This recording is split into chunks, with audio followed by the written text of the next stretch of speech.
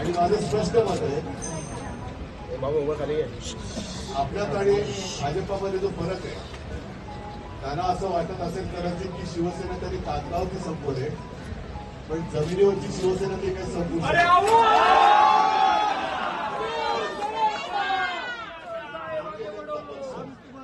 हा फक्त कागदावरती राहिलेला आहे, जमिनीवरती राहिलेला नाही.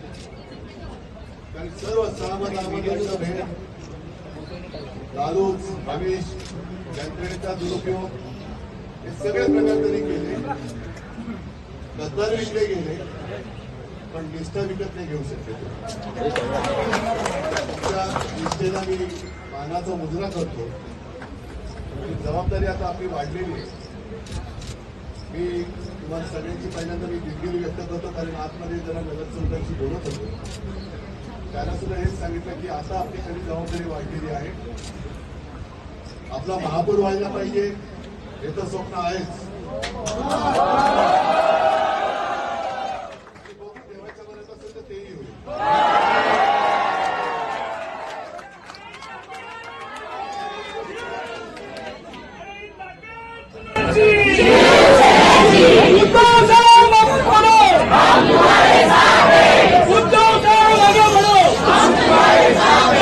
एक गोष्ट नक्की की आपण तो जरी आकडा गाठू शकलो नाही तरी त्यांनी गद्दारी करून विजय मिळवलेला आहे.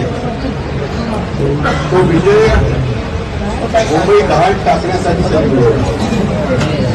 आणि हे जे पाप आहे त्या पापाला मुंबईकर, मराठी माणूस तरी क्षमा नाही करणार. मला आज तुमचा अभिमान आहे की तुम्ही सगळेजण निष्ठेने लढला. अगदी अक्षरशः आम्ही सगळेजण जेव्हा फिरत होतो तेव्हा जेवणाची, खाण्याची, फिरण्याची कसलीही जशा त्यांनी सोयी सुविधा केल्या होत्या तशा सुविधा आपण नाही देऊ शकतो. पण तन मन धन, आपल्याकडे तन आणि मन आहे आणि त्यांच्याकडे फक्त धन आहे. आणि आपल्याकडे जी काही शक्ती आहे त्या शक्तीच्या जोरावर आपण त्यांना घात तोडलेला आहे.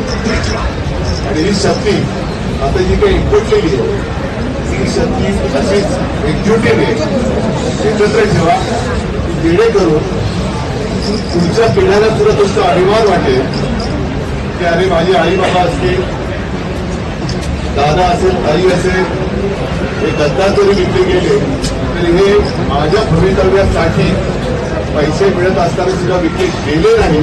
हा अभिमानास्पद उल्लेख तुमचा केला जातो.